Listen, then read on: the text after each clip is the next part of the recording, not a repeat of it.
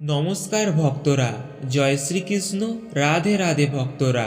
আজকের এই ভিডিওটি অত্যন্ত গুরুত্বপূর্ণ, কারণ আজ আমরা এমন একটি একাদশীর কথা বলতে যাচ্ছি যেটি হিন্দু ধর্মে দারিদ্র নাশ, ঋণ মুক্তি, পাপ ক্ষয় এবং দেবী লক্ষ্মীর স্থায়ী কৃপা লাভের জন্য সবচেয়ে শক্তিশালী বলে বিবেচিত। এই পবিত্র একাদশীর নাম হলো ষটতিলা একাদশী। ভক্তরা, ভুল করেও এই ভিডিওটি মাঝপথে ছেড়ে যাবেন না, কারণ এই ভিডিওতে এমন কিছু তথ্য রয়েছে যেগুলি আপনি যদি শেষ পর্যন্ত না জানেন তাহলে অজান্তেই আপনি নিজের জীবনে দারিদ্র, ঋণ এবং দুর্ভাগ্যকে ডেকে আনতে পারেন। ভক্তরা, শাস্ত্রে বলা হয়েছে ষটতিলা একাদশীতে কাউকে না বলে চুপচাপ একটি বিশেষ খাবার গ্রহণ করতে হয়।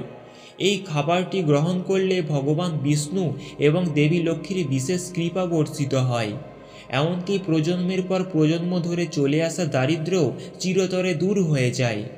ভক্তরা, যদিও ষটতিলা একাদশীর উপবাস সাধারণত নির্জলা অথবা ফলাহার দিয়ে পালন করা হয়, তবুও শাস্ত্রে এমন কিছু নিয়ম বলা হয়েছে যেগুলি পালন করলে উপবাস আরও বেশি ফলপ্রসূ হয়ে ওঠে। এই দিনে তিল দিয়ে তৈরি কিছু বিশেষ খাবার গ্রহণ করলে জীবনে আর্থিক সমস্যা, ঋণের বোঝা এবং ভাগ্যের বাধা ধীরে ধীরে শেষ হতে শুরু করে। ভক্তরা, আমাদের কাজ কেবল আপনাদের সঠিক পরামর্শ দেওয়া। আমরা কেবল পরামর্শ দিতে পারি, আপনি তা গ্রহণ করবেন কি না সেটি সম্পূর্ণ আপনার বিশ্বাসের উপর নির্ভর করে। কিন্তু ভক্তরা, শাস্ত্রে স্পষ্টভাবে বলেছে যারা বিশ্বাস নিয়ে ষটতিলা একাদশী পালন করেন তাদের ঘরে দেবী লক্ষ্মী দীর্ঘদিন ধরে অবস্থান করেন। ভক্তরা, এই বছর 2026 সালে ষটতিলা একাদশী অত্যন্ত বিশেষ এবং ফলপ্রসূ বলে বিবেচিত হচ্ছে। এই দিনে করা কোনো দান, জপ, উপবাস বা তিল সম্পর্কিত কাজ কখনোই বৃথা যায় না, সব কিছুই শুভ ফল দেয়। ভক্তরা, বলা হয় ষটতিলা একাদশীতে তিল দান, তিল স্নান, তিল হোম, তিল ভোজন, তিল দ্বারা পুজো এবং তিল দিয়ে প্রসাদ গ্রহণ করলে বহু জন্মের পাপ নষ্ট হয়। এই কারণে এই একাদশীর নাম রাখা হয়েছে ষটতিলা একাদশী। ভক্তরা, শ্রদ্ধেয় গুরুজি সম্প্রতি বলেছেন যারা ষটতিলা একাদশীতে তিল দিয়ে তৈরি খাবার খান অথবা ঘরে প্রস্তুত করেন তাদের ঘরে সারা বছর ধন সম্পদের প্রবাহ বজায় থাকে। এমনকি ঋণগ্রস্ত ব্যক্তিরাও ধীরে ধীরে ঋণ মুক্ত হতে শুরু করেন। ভক্তরা, এই ভিডিওতে আমরা আপনাদের জানাবো ষটতিলা একাদশীর সঠিক তারিখ ও সময়, এই দিনে পুজো কিভাবে করবেন, কি খাওয়া উচিত, কি কখনোই খাওয়া উচিত নয়, কোন 5টি ভুল করলে দেবী লক্ষ্মী ঘর ছেড়ে চলে যান এবং কোন জিনিস দান করলে ঘরে কখনো অর্থের অভাব হয় না। ভক্তরা, এখন আসুন আমরা প্রথমে জেনে নিই ষটতিলা একাদশীর সঠিক তারিখ ও শুভ সময়। পৌষ মাসের শুক্লপক্ষে একাদশী তিথিতেই ষটতিলা একাদশী পালিত হয়। এই দিনে ব্রহ্ম মুহূর্তে ঘুম থেকে উঠে স্নান করে পরিষ্কার পোশাক পরিধান করতে হয়। ব্রহ্ম মুহূর্তে ভগবান বিষ্ণু ও দেবী লক্ষ্মীর পুজো অত্যন্ত শুভ বলে বিবেচিত। ভক্তরা, পুজোর সময় ভগবান বিষ্ণুর সামনে একটি প্রদীপ, ধূপ, তুলসী পাতা, ফল, ফুল এবং বিশেষ করে তিল দিয়ে তৈরি প্রসাদ নিবেদন করুন। ওম নমো নারায়ণে মন্ত্র জপ করুন। ভক্তরা, এখন আসি সবচেয়ে গুরুত্বপূর্ণ বিষয়, ষটতিলা একাদশীতে কি খাওয়া উচিত।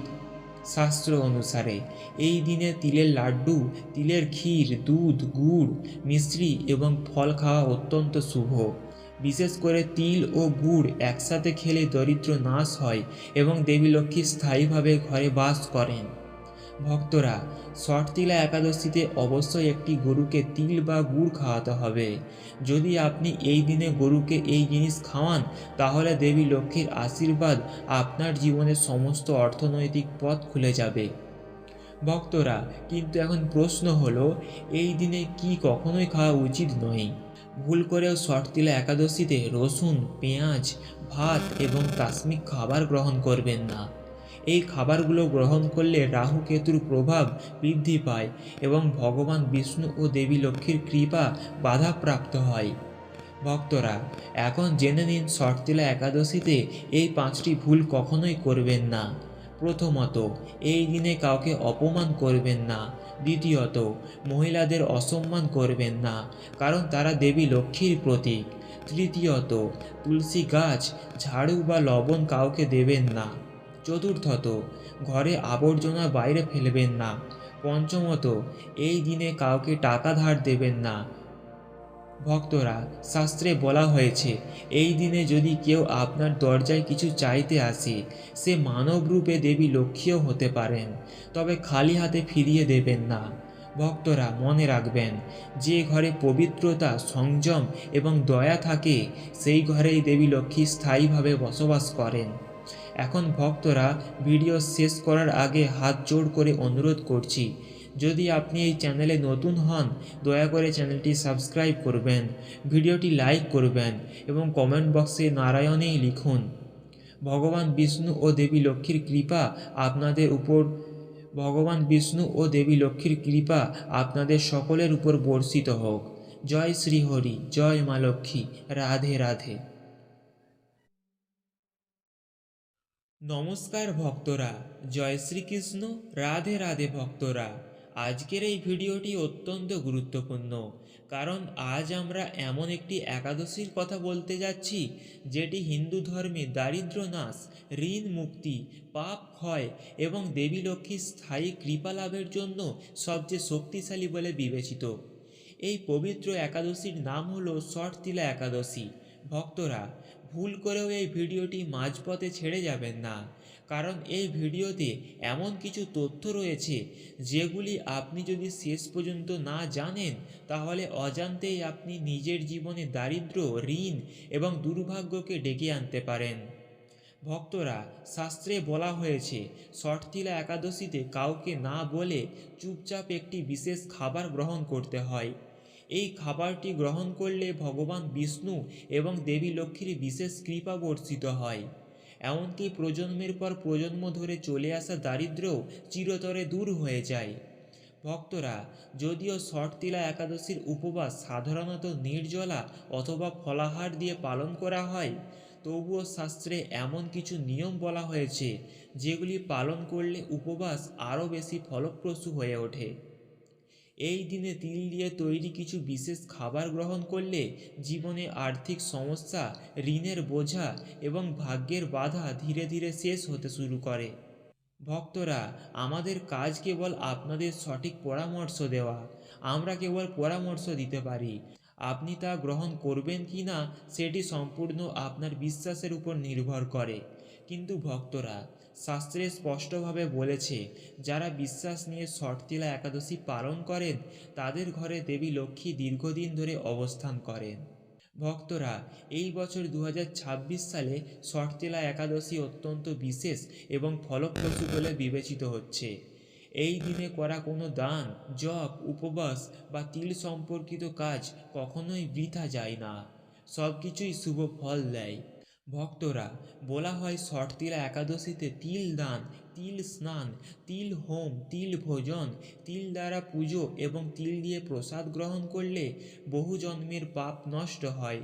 এই কারণে এই একাদশীর নাম রাখা হয়েছে ষটতিলা একাদশী। ভক্তরা, শ্রদ্ধেয় গুরুজি সম্প্রতি বলেছেন, যারা ষটতিলা একাদশীতে তিল দিয়ে তৈরি খাবার খান অথবা ঘরে প্রস্তুত করেন, তাদের ঘরে সারা বছর ধন সম্পদের প্রবাহ বজায় থাকে। এমনকি ঋণগ্রস্ত ব্যক্তিরাও ধীরে ধীরে ঋণ মুক্ত হতে শুরু করেন। ভক্তরা, এই ভিডিওতে আমরা আপনাদের জানাবো ষটতিলা একাদশীর সঠিক তারিখ ও সময়, এই দিনে পুজো কিভাবে করবেন, কি খাওয়া উচিত, কি কখনোই খাওয়া উচিত নয়, কোন 5টি ভুল করলে দেবী লক্ষ্মী ঘর ছেড়ে চলে যান এবং কোন জিনিস দান করলে ঘরে কখনো অর্থের অভাব হয় না।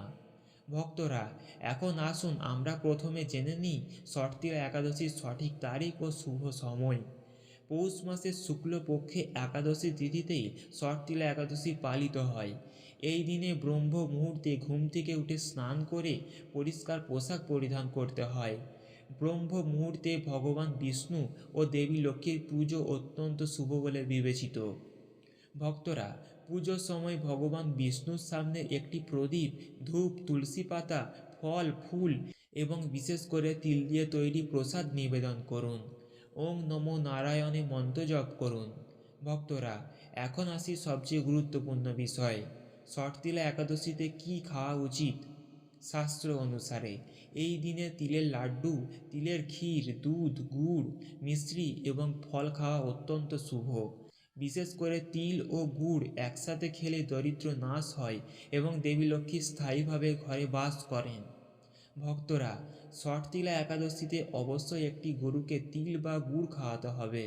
যদি আপনি এই দিনে গরুকে এই জিনিস খাওয়ান, তাহলে দেবী লক্ষ্মীর আশীর্বাদ আপনার জীবনের সমস্ত অর্থনৈতিক পথ খুলে যাবে। ভক্তরা, কিন্তু এখন প্রশ্ন হলো, এই দিনে কি কখনোই খাওয়া উচিত নয়। ভুল করেও ষটতিলা একাদশীতে রসুন, পেঁয়াজ, ভাত এবং তাসমিক খাবার গ্রহণ করবেন না। এই খাবারগুলো গ্রহণ করলে রাহু কেতুর প্রভাব বৃদ্ধি পায় এবং ভগবান বিষ্ণু ও দেবী লক্ষ্মীর কৃপা বাধাপ্রাপ্ত হয়। ভক্তরা, এখন জেনে নিন ষটতিলা একাদশীতে এই 5টি ভুল কখনোই করবেন না। প্রথমত, এই দিনে কাউকে অপমান করবেন না। দ্বিতীয়ত, মহিলাদের অসম্মান করবেন না, কারণ তারা দেবী লক্ষ্মীর প্রতীক। তৃতীয়ত, তুলসী গাছ, ঝাড়ু বা লবণ কাউকে দেবেন না। চতুর্থত, ঘরে আবর্জনা বাইরে ফেলবেন না। পঞ্চমত, এই দিনে কাউকে টাকা ধার দেবেন না। ভক্তরা, শাস্ত্রে বলা হয়েছে, এই দিনে যদি কেউ আপনার দরজায় কিছু চাইতে আসে, সে মানব রূপে দেবী লক্ষ্মীও হতে পারেন, তবে খালি হাতে ফিরিয়ে দেবেন না। ভক্তরা, মনে রাখবেন, যে ঘরে পবিত্রতা, সংযম এবং দয়া থাকে, সেই ঘরেই দেবী লক্ষ্মী স্থায়ীভাবে বসবাস করেন। এখন ভক্তরা, ভিডিও শেষ করার আগে হাত জোড় করে অনুরোধ করছি, যদি আপনি এই চ্যানেলে নতুন হন, দয়া করে চ্যানেলটি সাবস্ক্রাইব করবেন, ভিডিওটি লাইক করবেন এবং কমেন্ট বক্সে নারায়ণেই লিখুন। ভগবান বিষ্ণু ও দেবী লক্ষ্মীর কৃপা আপনাদের উপর ভগবান বিষ্ণু ও দেবী লক্ষ্মীর কৃপা আপনাদের সকলের উপর বর্ষিত হোক। জয় শ্রী হরি, জয় মা লক্ষ্মী, রাধে রাধে।